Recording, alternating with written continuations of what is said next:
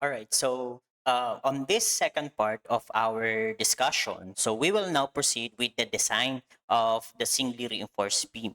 So previously, we are done dealing with the analysis of singly reinforced beam, which is technically speaking is given tayo dito ng mga reinforcements, given tayo ng material strength and also our sections. So ibig sabihin, ang hinahanap lang natin dito mainly sa ating analysis is how much is the capacity of our beam sections can carry.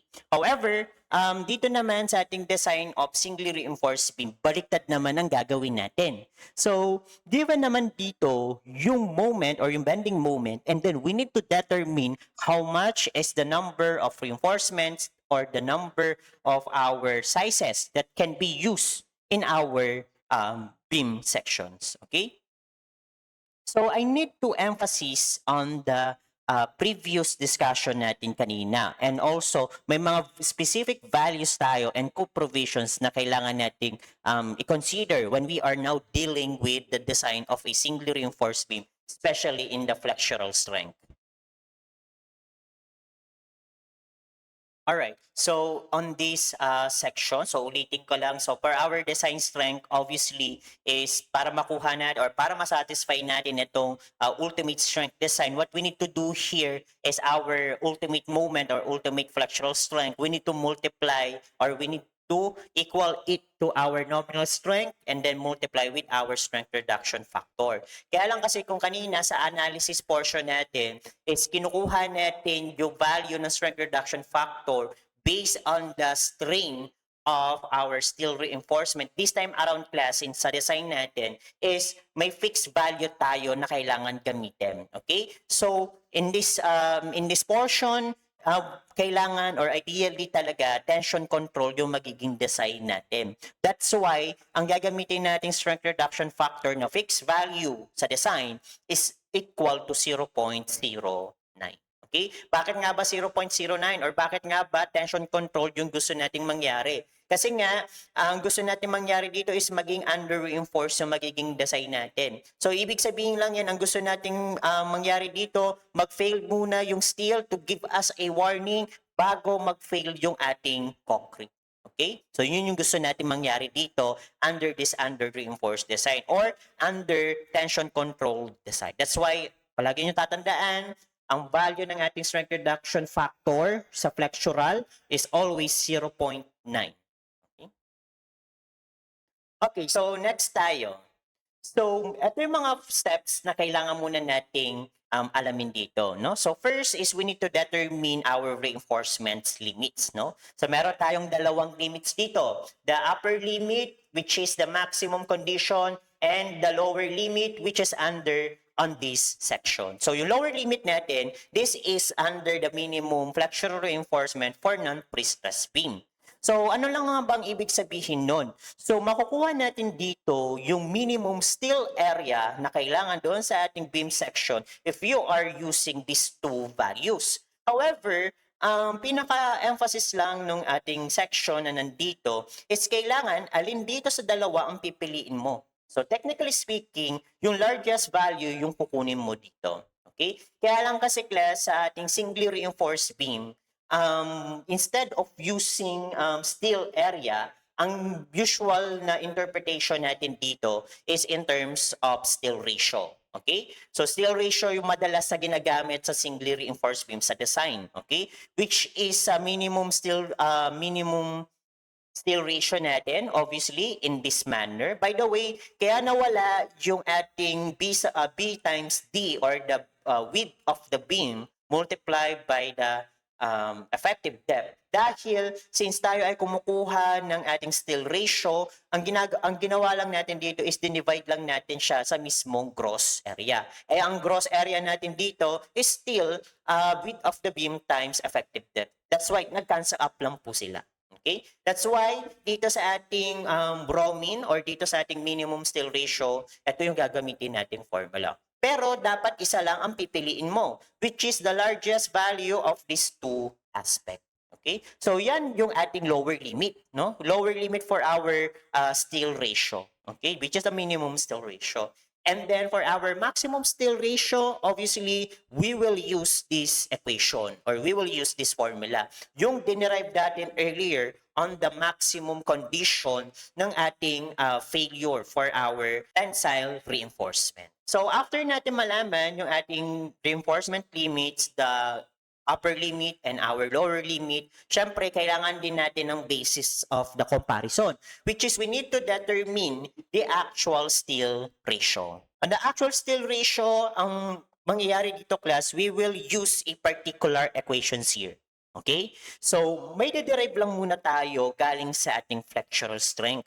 So, in this manner, I will use the nominal strength or the ultimate strength galing sa ating nominal strength multiplied by our strength reduction factor. And also, ang ginamit ko ditong equation for my nominal strength is yung galing sa compression. Yung compression multiplied by the moment arm. So let's have a recall, okay? So recall natin dito is using the equilibrium compatibility. So ibig sabihin lang yan class is we can substitute yung ating steel reinforcement as rho multiplied by our gross area which is base times the effective depth. So let's solve first for the depth of rectangular stress block which is on this manner, no? Kasi importante na ma-derive natin to or ma-solve muna natin yung ating depth of rectangular stress block in terms of steel ratio para we can substitute dito sa ating flexural strength. Okay? So, substitute lang natin. Ito yung magiging substitution niya. Kaso, remember, may mga kailangan lang tayo ditong i-simplify. Okay? So, once we simplify this one, ang mangyayari, ito na yung magiging labas ng ating equation. Okay? So, ang ginawa ko lang dito, class, is simplify ko muna yung 1/2 and then yung 1 over 0.85. Kasi kapag pinultiply natin yan, ang lalabas dito in terms of 2 decimal digits is 0.59. Okay? And then, another thing here is meron tayong common monomial factor of effective depth. Okay? What we can do here, we can factor it out. Okay? Kapag finactor out natin yung effective depth dito sa term na ito, ang mangyayari, mako-combine din siya with this effective depth sa labas. That's why, for our final equation here, ito yung magiging equation natin sa pagkuha ng steel ratio. Given, of course, yung ating, given dito yung ating ultimate strength. Okay? And of course, yung ating strength reduction factor, always remember, 0.9 ang gagamitin natin.